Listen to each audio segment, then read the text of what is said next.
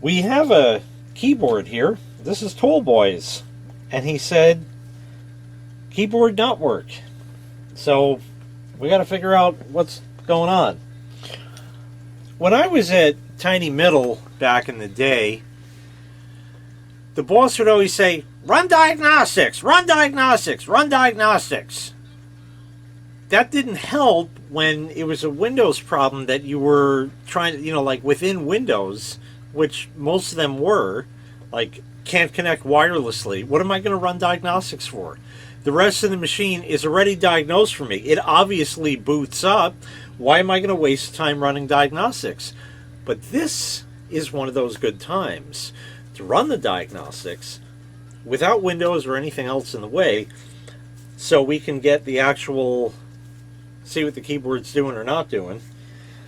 So I got the old diags from Tiny Middle in there, hooked up to my old netbook, and well, enter doesn't work so far. Unless I might have to turn legacy USB on if it has that. I don't even know. We'll have to see. So let's check that first, because I don't know if it has that option, in which case we're going to need a different solution. Nothing there. Blue, blue, blue, blue, blue. There's nothing there. It's a very basic BIOS. Okay, I don't know if that's going to work, but we'll find out. I don't know why it wants me to save anything. I didn't change nothing. I got another machine that probably would be better. That's the one. There we go. I'm a failure. No, it turns out the boss was just an asshole. The diagnostics didn't work. Apparently it's because this BIOS doesn't have legacy USB support, and that's why. It just didn't do it. Once the computer finally booted into Windows, now the keyboard lit up. So we're going to have to test it the old-fashioned way using Notepad.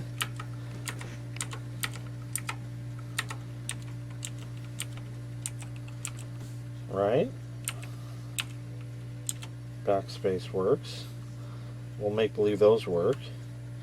And we'll skip the keypad for now. Tab a little bit. Okay. QWERTY, UIOP, bracket, bracket, backslash. Top row is good. ASD, F, D is not quite there. JKL semi. Alright. NM.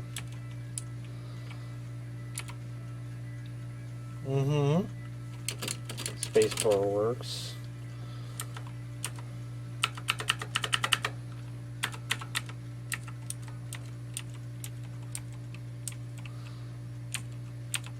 Alright, that's good. Number lock.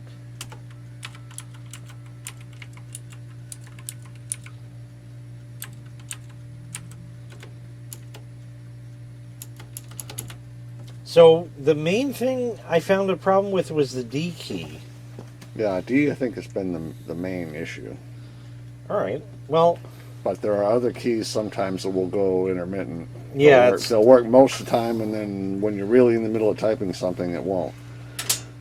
The official IBM keyboard key puller tool. I did use this in the old days on a Model F IBM keyboard. It certainly works on the Model M. Might scratch up the sides of the keycaps, but oh well. It's the only one that fits and works, and it's good quality. And there we go. That pulls off nice. And these are Cherry Blues, I guess. They may be, let me just get my headset magnifier over here for a minute. They may be replaceable or hot swappable even, depending.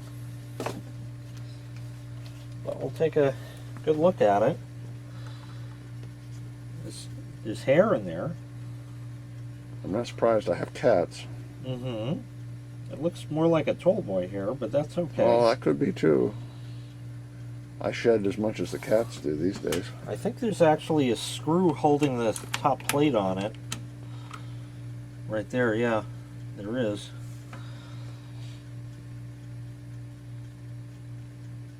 They probably can be pulled from there and replaced if need be. So what we're going to do is we're going to try the least invasive thing first, and that is some electrical contact cleaner. And we're just going to shoot the hell out of that D key. I hope it penetrates in enough to clean the contacts. It might wrap it, it might. Sometimes, why does the straw not want to go in? Sometimes the switch itself just goes bad, in which case, oh well.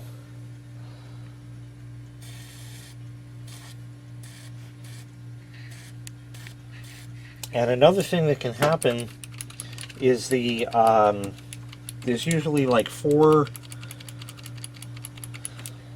metal posts that come down that go and sort of plug into the board, and it's more or less a friction fit, so it's entirely possible that that could be the bad connection. But we're going to try this first, and then of course we'll test all the other keys again.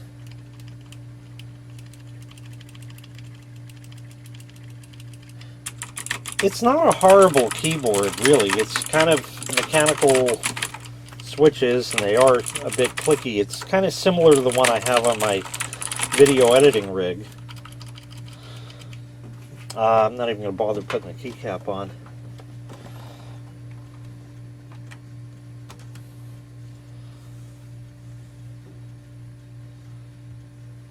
Alright, we're good.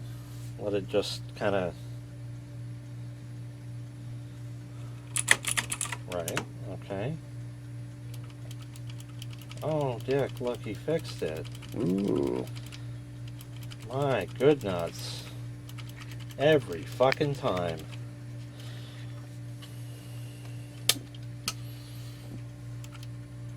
Absolutely. Yeah, so I'm going to go through this keyboard again, and we'll see if there's any other kind of touchy keys on there. This looks like it's probably an easy one. Good. Yeah, I went through all the keys on here. I even did some of the odd keyboard keystroke combinations, Control-Alt-Delete, and that works, and brings up Task Manager like that. The Windows key works, so that's all good. I did page up, page down, all that. Of course, you know, if this had USB legacy support, then I could test all the keys, but it appears that this D key was really the only one that was the problem, at least for now. I'll just kind of mush that back on,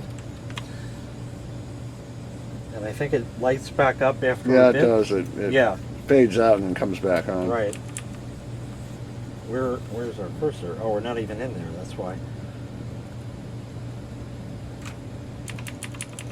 Yeah, we're definitely working just fine. Yeah, caps lock works and shift and everything. Yeah, shift I already tested. Yeah. Right, that takes it out of caps. Whoop, that was enter. Yeah, so it looks good. I guess it was just that. Fix it up with a little MG Chem contact cleaner. So that was an easy one. I got out all the fancy tools in that. Thought maybe I might need them, but we didn't. Well, sometimes it's nice to have an easy one.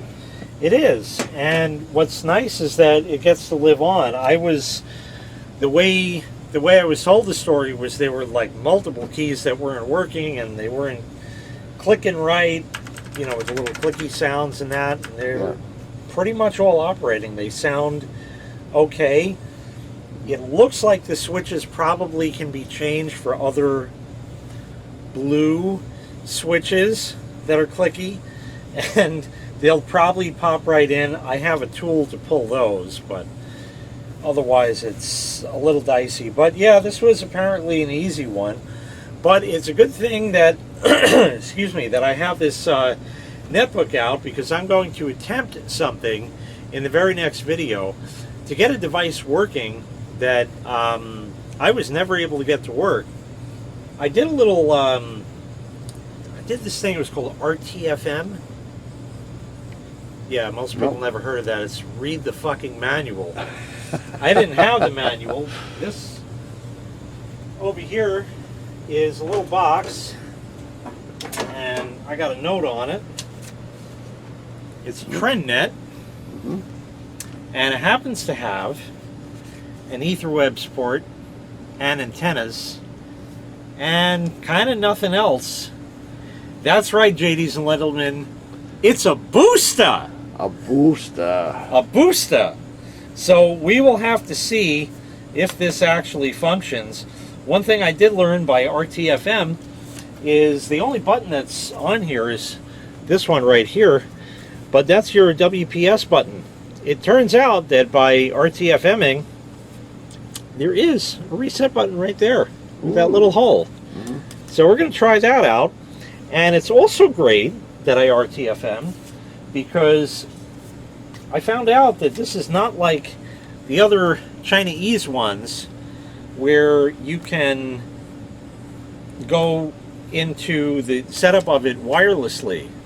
You can do this WPS button, or you have to hook an Ethernet cable into it to a desktop PC and actually go to the IP address of it, and it doesn't let you do it wirelessly.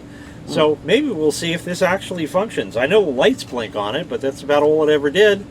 So now we can see, and all because RTFM. So that'll be coming up. Thanks so much for watching. I really appreciate it. Make sure you click like. Make sure you click subscribe. Tallboy will answer all the comments in this video because he now has a fully functional keyboard. I'll be around, folks.